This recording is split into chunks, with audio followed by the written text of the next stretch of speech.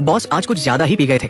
उन्होंने अपनी पत्नी को अपने कर्मचारी के साथ नाचने के लिए कहा ताकि उनका मनोरंजन हो। सेक्सी और लंबी बॉस की पत्नी मैक शुरू में थोड़ा संकोच कर रही थी, लेकिन बॉस ने खुद मैक का हाथ अपनी पत्नी की पीठ पर रख दिया और उन्हें कहा कि शर्माए नहीं, खुलकर नाचे। अपनी खूबसूरत पत्नी को अपने कर्मचारी के साथ नाचते देख बॉस के मन में आनंद की भावना थी।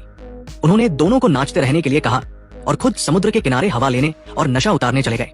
लेकिन जैसे ही बॉस गए, मैक ने खुद को आजाद छोड़ दिया। हल्की समुद्री हवा के बीच वो खुद को रोक नहीं पाया और बॉस की पत्नी को चूम लिया, जब तक कि दोनों लगभग गिरने न लगे। तब बॉस की पत्नी ने मैक को धक्का देकर दूर किया। ये याद आते ही कि बॉस पास में ही है, मैक जल्दी से ये देखने गया कि क्या वो सचमुच नशे में है। लेकिन 2 कदम चलने से पहले ही उसने देखा कि बॉस चट्टान के किनारे खड़ा है। शायद वहाँ की तेज हवा नशा उतारने में मदद कर रही थी। अचानक बॉस के पैरों के नीचे की मिट्टी ढीली हो गई, लेकिन सौभाग्य से उन्होंने एक पेड़ की जड़ पकड़ ली। मैक ने तुरंत मदद करने के बजाय नीचे बॉस की पत्नी की ओर देखा, जैसे उनकी इजाजत का इंतजार कर रहा हो। लेकिन जब उसने देखा कि बॉस की पत्नी डर से जड़ हो गई है, तो मैक तेजी से बॉस के पास पहुंचा और पूरी ताकत लगाकर उन्हें ऊपर खींच लिया। फिर वो और बॉस की पत्नी मिलकर बॉस को घर ले गए। बॉस को सुलाने के बाद मैक तुरंत जाने की तैयारी करने लगा, लेकिन अचानक दोनों ने एक दूसरे को चुपचाप गले लगाकर चूम लिया। उस पल उन्हें इस बात की परवाह नहीं थी कि बॉस अगले कमरे में है और वे बेफिक्र होकर एक दूसरे में खो गए। कुछ दिन पहले मैक एक नया रिटायर्ड सैनिक था। एक हादसे ने उसे गुस्सैल बॉस अली से मिलवाया। उसने न सिर्फ अली की गाड़ी को खाई से निकाला, बल्कि उसे घर तक छोड़ भी आया। इता में अली की पत्नी लॉरा ने उसे कुछ नकद पैसे दिए। मैक को लगा कि उनका कोई और संपर्क नहीं होगा, लेकिन अगले दिन सुबह अली खुद उसके पास आया। दरअसल शराब पीकर गाड़ी चलाने के कारण उसका लाइसेंस 1 साल के लिए रद्द हो गया था। मैक को मेहनती देखकर अली ने उसे अपना ड्राइवर बनने के लिए कहा। सेना से रिटायर होने के बाद नौकरी न होने और अली की आकर्षक पत्नी के कारण मैक ने ये नौकरी तुरंत स्वीकार कर ली। अली को ये नहीं पता था कि मैक न सिर्फ मेहनती है, बल्कि एक रिटायर्ड सैनिक होने के कारण उसके काम में भी बहुत मदद करता है। एक बार जब एक कर्मचारी ने अली पर चाकू से हमला करने की कोशिश की, तो मैक ने उसे तुरंत काबू कर लिया। इस तरह की हरकतों से अली मैक पर निर्भर होता गया, लेकिन उसे नहीं पता था कि एक नृत्य के दौरान मैक और उसकी पत्नी के बीच चुपके से प्यार पनप गया। अब सबके फोन की बैटरी कितनी है, कमेंट में बताएं। एक ही बैटरी प्रतिशत वाले दोस्त बन सकते हैं। गरीब लड़का अनजाने में बॉस की पत्नी से प्यार कर बैठा।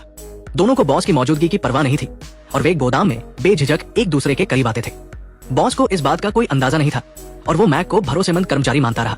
उसने कंपनी के सारे काम मैक को सौंप दिए, लेकिन मैक बॉस की गैर मौजूदगी में उसके घर के पास जाता और दूर से खिड़की के जरिए लॉरा की खूबसूरती को निहारता।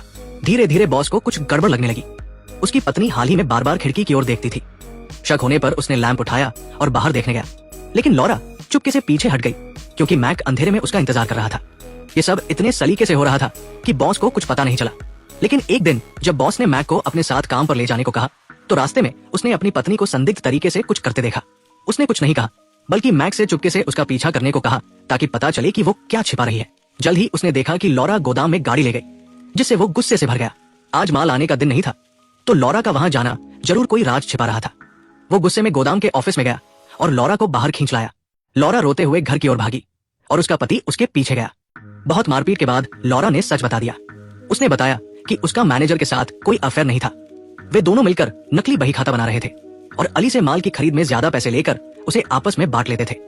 ये कहकर उसने अपनी हिस्से की नकदी अली को दे दी। ये जानकर कि पत्नी ने धोखा नहीं दिया, अली ने राहत की सांस ली। लेकिन ये नजारा दूर से मैक ने देख लिया और जलन से भरा वो वहां से चला गया। अगले दिन अली को अचानक बाहर जाना पड़ा और उसने मैक से उसे एयरपोर्ट छोड़ने को कहा। जब मैक गोदाम में सामान ठीक करने लौटा, तो पति की गैर मौजूदगी में लॉरा बेफिक्र हो गई। उसने मैक के लिए खाना बनाया, लेकिन मैक ने ठंडा रवैया दिखाया, जिससे लॉरा हैरान रह गई कि क्या उससे कोई गलती हो गई। हालांकि लॉरा जानती थी कि मैक नाराज है, लेकिन वो पति की गैर मौजूदगी का मौका नहीं छोड़ना चाहती थी। देर रात बारिश में वो मैक के घर पहुंची। गरीब लड़के के पास उसे ठुकराने का कोई कारण नहीं था। पूरी रात की मस्ती के बाद लॉरा तरोताजा दिख रही थी, लेकिन वो सीधे घर नहीं गई, क्योंकि पड़ोसियों के देखने से डर थी। उसने मैक से कहा कि वो उसे कार से घर छोड़ दे। उस बेफिक्र रात के बाद मैक भी बोल्ड हो गया और उसने लॉरा से अपने साथ भाग चलने को कहा, ये वादा करते हुए कि वो अपनी मेहनत से उसे हर सुख देगा। लेकिन लॉरा ने मना कर दिया, क्योंकि उस पर बहुत कर्ज था जिसे उसका पति चुका रहा था। भागने का मतलब था न कुछ हासिल करना और न कर्ज से छुटकारा। घर पहुंचकर मैक की बातें सोचते हुए लॉरा का मन उलझ गया। एक तरफ बिना प्यार का अमीर पति, दूसरी तरफ उसका प्यारा गरीब प्रेमी। वो समझ नहीं पाई कि क्या करे। अगले दिन लॉरा ने मैक को समुद्र किनारे बुलाया और प्यार के लिए एक बड़ा फैसला लिया, अपने पति को वहां बुलाकर उसकी हत्या करना, ताकि वो उसकी दौलत और प्यार दोनों पा सके। मैक ने इस विचार को ठुकराया नहीं, क्योंकि वह भी लॉरा से बेहद प्यार करता था। जल्द ही लॉरा ने एयरपोर्ट से अपने पति को लिया और बहाना बनाया कि वो उसे समुद्र किनारे कैंडललाइट डिनर पर ले जाना चाहती है। पति ने इसे प्यार समझकर मना नहीं किया। समुद्र तट पर पहुंचते ही मैक पहले से वहां मौजूद था। वे यहाँ अपने प्यार की जीत हासिल करना चाहते थे, लेकिन अचानक पति के कुछ शब्दों ने लॉरा को डरा दिया। क्या उनकी हत्या की योजना पकड़ी गई थी? दरअसल पति ने बताया कि उसे गंभीर बीमारी है और वो इसे छिपाए हुए था। अपनी आखिरी बातें कहने के बाद वो कार से शराब लेने गया, लेकिन तभी झाड़ियों से आवाज आई। मैक पीछे हट गया, लेकिन पति ने वहां कुछ अजीब देखा। जब लॉरा ने पूछा तो पता चला कि उसे झाड़ियों में मैक का लाइटर मिला था। अब मैक छिप नहीं सका और सामने आ गया। गुस्से में पति ने दोनों को भगा दिया और फिर कार में बैठकर खुदकुशी कर ली।